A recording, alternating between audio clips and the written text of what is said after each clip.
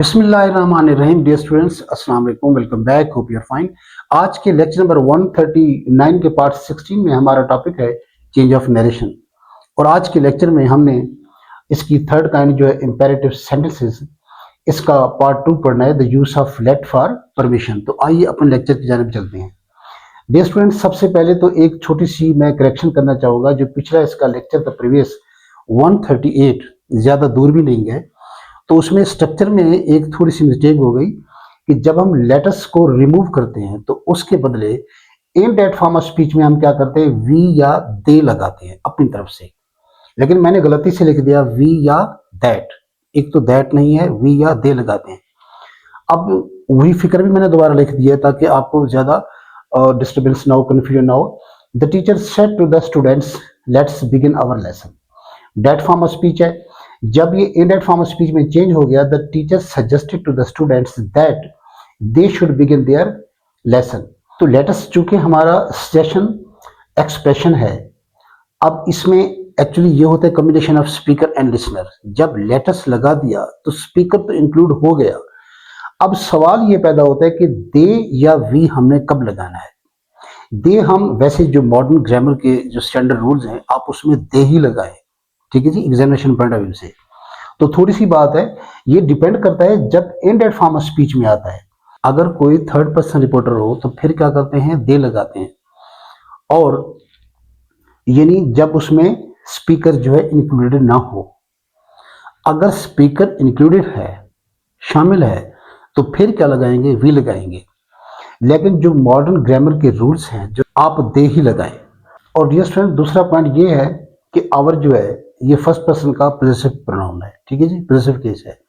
हमें पता है कि रूल्स के मुताबिक first person will change according to subject of the reporting speech. लेकिन सिर्फ ये the use of let for suggestion, suggestion के मामले में ये है कि इस प्रोनाउन को जो है हमने in that form of speech के बाद हमारा दैट क्लास में, नाउन क्लास में जो नया सब्जेक्ट बन रहा है, जो हम वी या दे लगाते हैं, ये उसके मुताबिक चेंज होगा।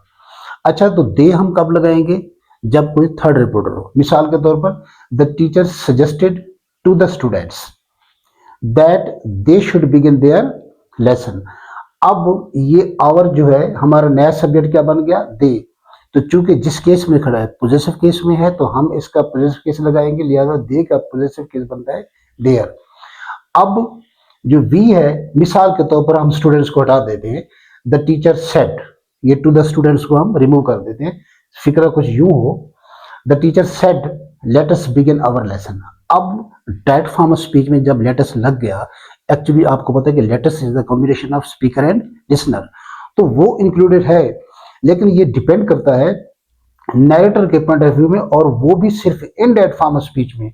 तो फिर उस सूरत में क्या बनेगा, the teacher suggested that we should begin our lesson. अब उस सूरत में जो स्पीकर है वो इंक्लूडेड है, राइट। लेकिन आपको मैं सजेस्ट करूंगा जो मॉडर्न ग्रामर के रूल्स हैं, जो standard examination point of view से, आप इसको हमेशा दे में ही चेंज करें। तो उम्मीद है आपको बात समझ आ गई होगी। अब हम आज के अपने लेक्चर पे आते हैं, the use of let for permission. तो सबसे पहले इसकी डेफिनेशन देखते हैं। Let plus object plus base form of verb is used to give permission, allow someone to do something और नॉट प्रिवेंट एन एक्शन। यानी किसी को कोई काम करने की इजाजत देना या किसी काम करने से ना रोकना। इट्स कॉमनली रिपोर्टेड विद, यानी in that form of speech में जो रिपोर्टेड वर्ब बनेगा तो आमतौर पर उसमें क्या, किस में चेंज करते हैं, अलाउड में, परमिटेड हो गया, टोल्ड हो गया, आस्क्ड हो गया, depending on the context. Lecture number 138 में हमने पढ़ा था the use of let for suggestion, लेकिन अब है परमिशन, यानी इजाजत के मानों में। बड़ा आसान है ये आज का टॉपिक। अगर लेट अगर इजाजत तलब करने के मानी में इस्तेमाल हो तो सेट को रिक्वेस्टेड में बदलकर कामाज हटाकर टू लगाते हैं। सिंपली कामाज को हटाकर टू लगाते हैं। एग्जाम्पल स्टडी करते हैं, बात आपको समझ आ जाएगी, कुछ मुश्किल नहीं है। एग्जाम्पल नंबर 1 हमारे पास है, he said to me let me speak. अब डेट फॉर्म ऑफ स्पीच है, जब इनडेट फॉर्म ऑफ स्पीच में चेंज हो गया, ही आस्क्ड और requested me to let him speak. अब हमने क्या किया, आपको पता है कि चेंज ऑफ पर्सन भी होगा, टेंस भी चेंज होगा, तो कामाज को रिमूव करके हमने सिंपली टू लगा दिया। अगर इसका ग्रामेटिकल ब्रेकडाउन करें तो ही सेड टू मी हमारी क्या है, मेन क्लॉज है, जिसमें ही हमारा सब्जेक्ट है, थर्ड पर्सन सिंगुलर है और सब्जेक्टिव केस में है, तो ही हमारा क्या बनता है, सब्जेक्ट। सेड हमारा मेन रिपोर्टिंग वर्ब हो गया। टू प्रेपोजिशन है, me is the object of this preposition to, और टू भी प्रेपोजिशन फ्रेज है जो कि मॉडिफाई करता है इस main verb, main reporting verb said को। लेट जो है हमारा, जैसे इन केस ऑफ सजेशन हमने क्या कहा था, सजेस्टिव कोटेड इंपेरेटिव क्लास, लेकिन यहां पे इसको कहेंगे परमिसिव कोटेड इंपेरेटिव क्लास। ठीक है जी, ये हमारी बनती है मेन क्लास। और लेट मी स्पीक जो है परमिसिव यानी इजाजत देने वाला, परमिसिव कोटेड इंपेरेटिव क्लास, जिसमें लेट क्या है, मेन वर्ब है, लेक्सिकल वर्ब है, giving the meaning of causative verb. Me हमारा क्या है, object of this main verb let, और स्पीक जो है ये यहाँ पे वर्ब कॉम्प्लीमेंट ऑफ लेट, यहाँ पे लेट का वर्ब कॉम्प्लीमेंट है। तो जब इंडेट फॉर्म ऑफ स्पीच में चेंज, हाँ इसकी अगर बात करें हम उसकी सेंटेंस की टाइप की, तो सिंपल है और असर्टिव सेंटेंस है। ही आस्क्ड और requested me to let him speak. अब वही बात है कि हमारा सब्जेक्ट क्या है, ही आस्क्ड मी और रिक्वेस्टेड मी हमारी क्या है, मेन क्लॉज है। ही हमारा सब्जेक्ट हो गया, आस्क्ड हमारा मेन रिपोर्टेड वर्ब हो गया या रिक्वेस्टेड, मी अपना इंडेट object of this main verb reported verb, और टू लेट हिम स्पीक। अगर इसका हम ग्रामेटिकली ब्रेक डाउन करें तो वही बात है, टू इन्फिनेटिव मार्कर है, लेट हमारा मेन लेक्सिकल वर्ब हो गया, him object of main verb let, और स्पीक जो है यहाँ पे भी वर्ब कॉम्प्लीमेंट के तौर पर इस्तेमाल हो रहा है। तो ये वन इंडिपेंडेंट क्लॉज है जिसमें टू लेट हिम स्पीक जो है इन्फिनेटिव फ्रेज है या नॉन फाइनाइट इन्फिनेटिव फ्रेज।